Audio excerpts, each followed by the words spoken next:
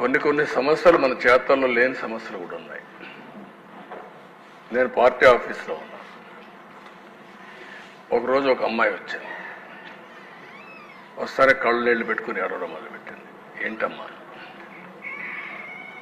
ఒక 2 నిమిషాల తర్వాత తమాయించుకొని, సార్ నాకు జరిగిన అన్యాయం మర్చిపోలేకపోతున్నాను.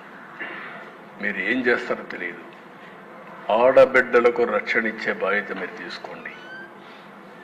నేను ఒక విక్టిమ్ నేను చెప్పినప్పుడు ఆ అమ్మాయికి ఏం జరిగింది దానికంటే నేను అడగలేకపోయాను.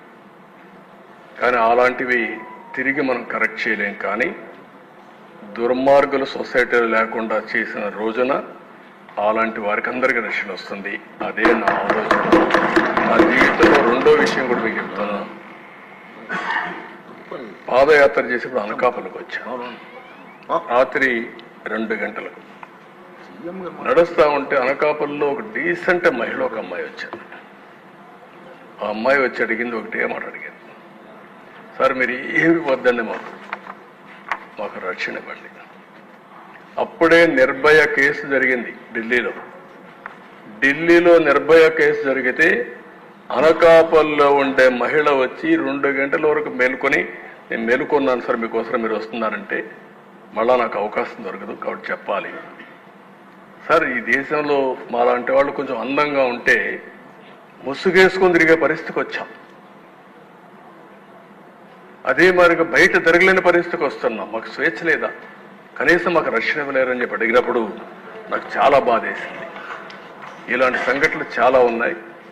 అందుకనే మనం మహిళల్లో కూడా చైతన్యం తీసుకురావాలి. అదే సమయంలో సమస్యలపైన కూడా మనందరం ఒక పద్ధతి ప్రకారం పనిచేస్తేనే సాధ్యమవుతుంది.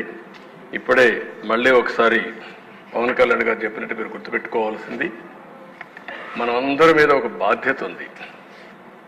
ఒక విధంగా మనందరం మనుషులమే. నాకు జరిగిన అవమానం నన్ను వెంటాడుతూ ఉంటుంది. మీరందరూ గుర్తుపెట్టుకోవాలి, నా జీవితంలో మొట్టమొదటిసారిగా నా కళ్ళలో నీళ్లు పెట్టిన సందర్భం ఒకటే ఒక సందర్భం. అది హౌస్లో నాకు జరిగిన అన్యాయంతో నా జీవితాంతం జ్ఞాపకం ఉంటుంది. దేనికి భయపడలేదు. నన్ను చంపతారని తెలిసిన 24 క్లేమోర్ మైన్స్ నా మీద బ్లాస్ట్ చేసినప్పుడు నేను బాధ్యత ప్రవర్తించాను తప్ప ఆధార్యంతో నేను మాట్లాడలేదు. నా కళ్ళల్లో ఒక్క చుక్క కన్నుడు రాలేదు. పవన్ కళ్యాణ్ గారు ఎంత విసిగిపోయాడో మీరు చూసుంటారు. ఫ్యామిలీ విషయాలు మాట్లాడుతూ ఉంటే ఒక బాధ్యత కలిగిన ముఖ్యమంత్రి. నేను కూడా మాట్లాడాను. ఇది చూసిన తర్వాత వాడికి బుద్ధి రావాలనే ఉద్దేశంతో అలాంటి వ్యక్తులకి ఒక మాట అన్నాను. పవన్ కళ్యాణ్ గారు చాలాసార్లు చెప్పారయ్యా, ఆయన ఏది చేసినా చట్టపరంగా మ్యారేజ్ చేసుకుంటే తప్పులేదు, ఆ విషయం గుర్తుపెట్టుకోవాలి మీరు అని చెప్తూ ఒక మాట ఉన్నా. నువ్వు కూడా ఇన్నిసార్లు కలవరిస్తున్నావు, పోయి కాపాడు చేయాలని చేయబోయి అని చెప్పా. ఆనాటి ముఖ్యమంత్రిని ఇవన్నీ మాట్లాడుతున్నావు, ఎందుకు అనవసరంగా మాట్లాడుతావు, వ్యక్తిగతంగా తీసుకురావద్దు, కుటుంబాలు వ్యవస్థ తీసుకురావద్దు. అదే నేను కోరుతాను. ఎక్కువంటే మెంబర్స్ ఉందని ఏ వ్యక్తి కూడా వేరే మహిళలకు ఏ మాత్రం కూడా వాళ్ళ మనోభావాలు దెబ్బతినే విధంగా మీరు పని చేయొద్దండి. ఎవరైనా సరే, అది మనం వరస్ట్ క్రిటిక్ అయినా సరే. సోషల్ మీడియాలో కూడా నేను అది కూడా చెప్తున్నా. ఈ రోజు నుంచి సోషల్ మీడియాలో చాలా స్ట్రిక్ట్ గా పెడతా. అవసరమైతే మొత్తం అనలైజ్ చేస్తా. సెపరేట్ విభాగం పెడతాం. ఎవడైనా సరే ఆడబిడ్డల పట్ల అసభ్యంగా వాళ్ళు దెబ్బతీసే విధంగా కానీ మాట్లాడితే, క్యారెక్టర్ అసాసినేషన్ చేస్తే అలాంటి వాళ్ళని వదిలిపెట్టను. పబ్లిక్ లో నిలబెట్టి ఏం చేయాలో చేసి చూపిస్తా డెమాన్స్ట్రేషన్. ఆ విషయంలో ఎక్కడా రాజీ లేదు. అయితే నేను మిమ్మల్ని కోరేది, ప్రజలు మనకు అధికారం ఇచ్చారు. అధికారం ఇచ్చింది ప్రతీకారాన్ని తీర్చుకోవడానికి కాదు.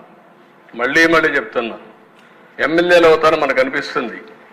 ఇన్ని రోజులు వాడు వేధించాడు, నా కార్యకర్తలు ఆనందంగా ఉంటారు, నేను కూడా వేధిస్తే నా కార్యకర్తలు తృప్తి పడతారనుకుంటారు. కానీ అది మాత్రం చేయొద్దండి. మనకు అధికారం ఇచ్చింది ప్రజలకు సేవ చేయడానికి, తప్పులు చేసిన వాడిని శిక్షించడానికి. శిక్షించే బాధ్యత ప్రభుత్వాన్ని, సేవ చేసే అవకాశం బాధ్యత మీది.